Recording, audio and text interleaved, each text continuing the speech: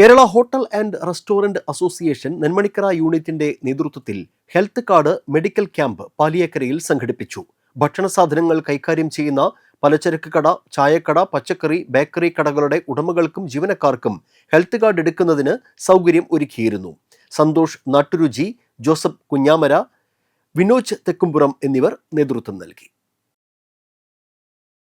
എൻ്റെ പേര് ജോസഫാണ്. ഞാനിവിടെ നെന്മണിക്കര ഹോട്ടൽ ആൻഡ് റെസ്റ്റോറൻറ്റ് അസോസിയേഷൻ്റെ പ്രസിഡൻ്റാണ്.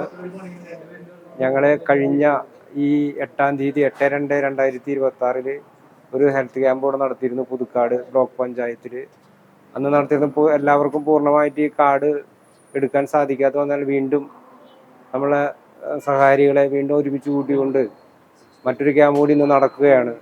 ഇന്ന് രാവിലെ 11 മണി മുതൽ തുടങ്ങിയ ക്യാമ്പ് ഏകദേശം 4 മണി വരെ നീണ്ടു നിൽക്കുന്നതാണ്. എല്ലാവരും ഇതിൽ പങ്കെടുക്കുക.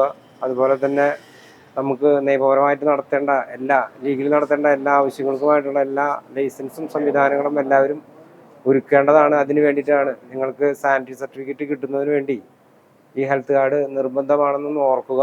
എല്ലാവരും കൃത്യമായി വന്ന് ഇത് എടുക്കുക. നന്ദി, നമസ്കാരം.